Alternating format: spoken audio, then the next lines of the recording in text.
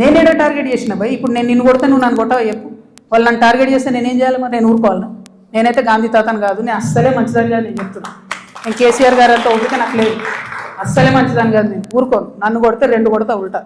ఎందుకంటే నాకు తప్పు లేకుండా కొడుతున్నారు, నాకు తప్పు లేకుండా మాట్లాడుతున్నారు. అది కరెక్ట్ కాదు కదా. ఏం రోగం చెప్పు? నేను ఏమంటున్నా? నేను జనంలో పోతున్నా, పిచ్చి లేచినట్టు పొద్దు నుండి రాత్రి వరకు ఎందుకు తిరుగుతున్నా నేను? ఐ వాంట్ టు అండర్స్టాండ్ ఏం జరిగింది. 10 ఏళ్ళు బీఆర్ఎస్లో, 2 ఏళ్ళు కాంగ్రెస్లో ఏం జరగలే. నిన్న పోయినాం, ఆ నల్ల నీళ్ళు అది ఎంత బాధ అనిపించింది చూస్తే. ట్యాప్లో డ్రైనేజ్ వాటర్ వస్తాయని ఇప్పుడు కూడా హైదరాబాద్ మహానగరంలో ఇంకా అంత అందమైన నగరానికి కేటీఆర్ గారు నేను ఇట్లా చేసినా అని, ఇప్పుడు రేవంత్ రెడ్డి గారు గ్లోబల్ సమిట్ పెట్టి నేను ఇట్లా చేసినా అని ఏం లాభం చెప్పు? ఆడబిడ్డలకు ఒక డెలివరీ హాస్పిటల్ ఉండదు, నల్లలో మోరు నీళ్ళు వస్తాయి. ఇదో మహానగరం, దీనికి సంతోషపడాలి.